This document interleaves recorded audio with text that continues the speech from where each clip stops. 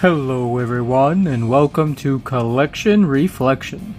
Today we will be reflecting on Marvel Legends Doc Ock from No Way Home, even though the packaging says Spider-Man 2. Let's stretch our limbs right into the articulation. He has a ball joint in the head that gives him a good 360. He looks down decently well, and he also looks up a bit, with some decent tilt. He's got a full 360 at the shoulder, and his arms can go just about out to 90. He does have a bicep swivel, and an elbow swivel. He's also got single jointed elbows that will go past 90, and all of his hands will rotate with the high five hinge. He does have a ball joint that's hidden by that metal brace.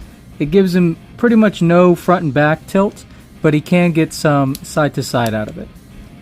Both jackets are pretty soft, so they'll get out of the way for his splits. He kicks forward that far, and back about that far. Got a nice 360 in the thigh, and some really nice double jointed pinless knees. Of course he doesn't have any boot swivel, but he can kick down that far, and up not really at all. But he does get some tilt. Last but not least, each one of his arms are permanently stuck in his back, but they have some really awesome heavy duty bendy wire, so you can kind of bend them in almost any shape that you want. Without the hand accessory on them, each arm is roughly about 8 inches or so. Speaking of those arms, let's go ahead and see what kind of accessories he came with. For his first set of accessories, he's got these 2 articulated hands. They're supposed to be able to close and open, but for some reason this one over here does not like to close all the way. But each segment is separately articulated, so you can open them up as you like. And I do like the red dot that they painted in the middle of each one. Next up is this set of non-articulated open hands. Again, it's got that nice red dot on it. I do wish that these ones would be able to open and close, just so you could actually grab your figures with it. But I also realized that that hinge would probably not be strong enough to actually support any weight. Next up, I was super surprised and pleased that they actually threw in a set of these. These are much larger than the other 2 hands. They're meant to support his weight so that you could actually stand Doc Ock up on his tentacles. All of the hands are pretty simple to attach. You're just going to plug that peg into the slot. He does come with a set of fists and a set of open hands. And here are the other 2. Here he is pulling off just a basic kind of freestand. The biggest issues you're going to run into is that those legs on the bottom are going to want to slide and separate.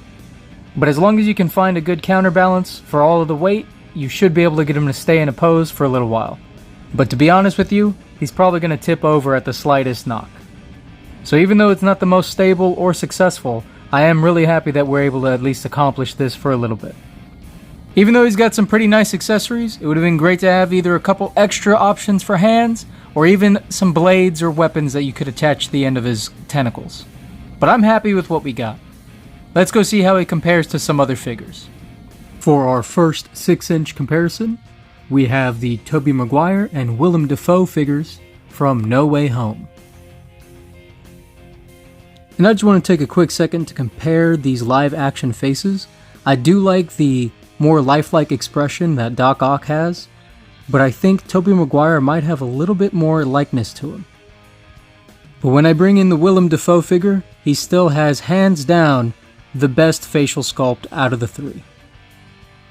Next up, we have 2 more Marvel Legends with some extra appendages. We have the Iron Spider and Scorpion. And I really wish that Doc Ock's tentacles could have been as long as Scorpion's tail. I think that would have been awesome, but you know they would have probably charged us $50 for this figure by himself. For the 5-inch comparison, we have a couple of Dragon Ball Evolve figures, Jiren and Vegeta Blue. And with the 4-inch comparison, we're looking at Marvel Epic Hero Series, Iron Man and Spider-Man. No matter how many arms you have, nothing can prepare you for the size of Pumpkin Rapper's head.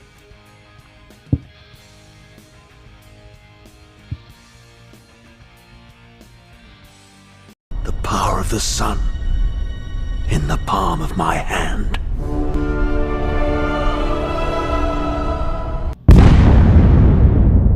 When it comes to enhancing this figure, there's really not much I can think of. Obviously, I would have appreciated a boot swivel, but for a character like this, I can actually forgive that. So the only other thing that I could really think of is maybe giving him another set of goggles that seemed a little bit more fitting of the character. While I do think the glasses he comes with are fine, they don't really strike me as the ones that he wore during the movie while he was being a supervillain all around the city. So all I did was take the flight goggles that came with the Green Goblin from the same wave and just placed them on his head. I didn't even have to remove his glasses, and they kind of still fit just right over them. In my opinion, these goggles work a little bit better with this character than they did with the Goblin. So that brings us to the question, should you collect this figure or reflect it? At a price point of almost $40, I really want to say if you have no attachment to this character, the actor, or the movie, you should probably reflect it. But to be quite honest with you, I really did enjoy the movie, and this figure does a great job of representing this character in figure form. So if you're like me and you would appreciate that, I say collect this figure. I want to thank you all so much for watching. I hope you had a nice chuckle at some point in your day, and please, try to be kind to somebody, because it could really change their life. I'll talk to you next time.